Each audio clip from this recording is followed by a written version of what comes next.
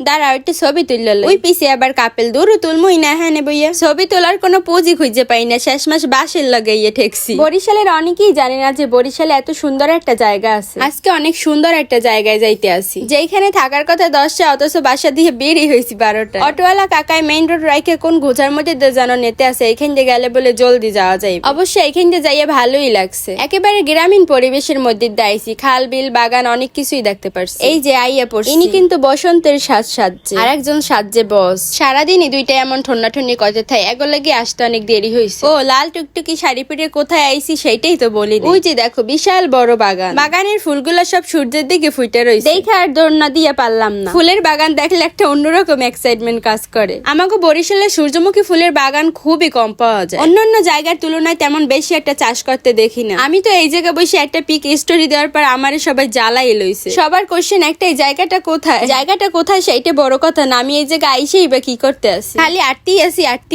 এইসব জায়গায় মানুষে কত ধরনের ভিডিও বানায়, দৌড়ায়, নাচে, টিকটক করে, আর আমি খালি রোদ্দুরের মধ্যে হাঁটতেই আসি। এই শাড়ি কাপড় যেদিন পরম ওই দিন মনে করবে আমার সব লাফালাফি দৌড়াদৌড়ি ওই জায়গায় এসে। দাঁড়াও একটু ছবি তুলল ওই পিছে আবার কাপেল দূর তুলমুই না হ্যাঁ বইয়া কি করমু কোন জায়গা বইয়ে কয়টা ছবি তোলা যায় খুঁজতে আসি। আপুরিকে এই জায়গা দাঁড়াও, আমি ওই জায়গায় ডাইরেক্ট আইতেছি সুন্দর করে, ভালো একটা ভিডিও লাবো। ওই দেখে যে ভিডিও আন্দারে চিনেই না, হ্যাঁ একবারও কয় না। ছবি তোলার কোনো পুঁজি খুঁজে পাই না, শেষ মাস বাসের লাগাইয়ে ঠেকছি। শেষে আপুকে আমি শাড়ির আসলটা দৌড়ি আর তুই দৌড় মারবি। এমনি অনেকেই দেখি দৌড় ঠোর মারে। এগোদারে আমার একটাই কোশ্চেন, ভাই শাড়ি পরে তো আটতেই পাই না, তোমরা দৌড়ো কেমন? ভাগ্য ভালো উষ্টা খাইয়ে পড়ি না। আমি এইখানে এসে মানুষের তামসা দেখতে আসি, এই খেতে এসে কেমনে নাচানাচি করে। দেখো ঘুরে পুরে আমি এই বাসের দাঁড়িয়ে আইতে আসি, এই বাস ধরে দাঁড়াই আবার কয়টা ছবিও তুলছি, যা বাসায় এসে দেখে হাসতে হাসতে শেষ। দাঁড়াও গাছের মধ্যে ঢুকে লই, গাছটি সব উল্টো দিকে ফিরে রয়েছে, এই কলাটা ঘুরেই দিই। আমি ভাবছি গাছের মধ্যে ঢুকলে গাছ নষ্ট হইতে পারে, অন্যরা দেখে গাছের মধ্যে ঢুকে না আসেও। এখন বুঝতে আসি কিল্লে গিয়ে সরিষা খাদ্যে মানুষের লড়াই। আমি আস্তে আস্তে গাছের মধ্যে ঢুকে কয়টা ছবি তুললে বের হয়ে গেছে, কিন্তু দুঃখের কথা হলো এত লেট করে আইছি, দুপুরে ঠাডা পড়া রোদে পুরো পুড়ে গেছে, কোনো ছবি ভিডিও কিছুই ভালো করে উঠাইতে পারিনি প্রচন্ড রোদের কারণে। এইসব জায়গায় আসলে সকাল সকাল আসলেই ভালো হয়। একদিক দিয়ে ভালো হয়েছে, এমনিতে এই টাইমে ভিড় অনেক কম ছিল, তেমন ভিড় থাকলেই দৌড়াদৌড়িটাও করতে পারতাম না। আমার লাগে বসন্তের সাজে সজ্জিত হয়ে আইসে যে সে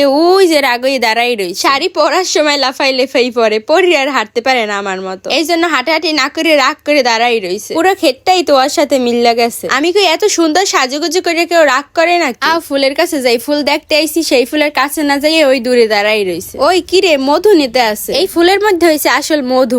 একটু খেপানোর চেষ্টা করছিলাম, পরে এটির কামড়ের কথা মনে পড়ে গেছে। এই সূর্যমুখী ক্ষেতের এরিয়াটা অনেক বড়, আর মাঝখানে এই যে সুন্দর হাঁটার জায়গাও আছে। শুধু হাঁটতে তো আসি না, রোদেও শুকাইতে আছে। এনার মনটা এখনো খারাপ, বলছিলাম গরমে শাড়ি পরিও না, তাও পরে এখন দিশেহারা। আমি কই রোদে আর তোমার থাকতে হবে না, যাও ছাওয়ায় যাইয়ে বস। সামনেই আমার চোখে পড়ছে বিশাল একটা ক্ষেত, খেতে দেখি বড় বড় লাউ ঝুলিয়ে রয়েছে। এই জায়গাটা অনেক সুন্দর একটা এরিয়ার ভিতর, এখানে শুধু সূর্যমুখী ফুলই না, আরো অনেক ফলমূল শাকসবজির বাগান আছে। মূলত এখানে কৃষি নিয়ে গবেষণা করা হয়। এই দেখো কত বড় বড় পাতাকপি, উপরে লাউ ঝুলে আর নিচে পুরো পাতাকপি ফুলের মতো ফুটতে রয়েছে। লাল লতায় আমি পেঁচাইয়ে পড়ছি। এইরকম বড় বড় লাউ সম্পূর্ণ ঝাহা ভরে ঝুলে রয়েছে। আসলে ক্যামেরায় অতটা ভালো দেখায় না, যতটা না সামনাসামনি দেখতে ভালো লাগছে। একটু সামনে যেই দেখি একটা বড়ই বাগান, মানে কৃষি গবেষণা কেন্দ্রে এসে এত এত জিনিস দেখে আমি নিজেই মনে হইতেছে একজন গবেষক। সবকিছু ধারে যাইয়ে দেখতে আসি। এত ক্ষেতগুলো পাড়াই একটু বড়ই খেতেছি, এদের সব বড়ই গুলো পাড়িয়ে নেছে। এতগুলো বড়ই গেছে একটা বড়ই নেই, শেষে নিচে একটা পাইছি, তাও ভালো না। দাঁড়াও একটা বেল পারে লই, দূর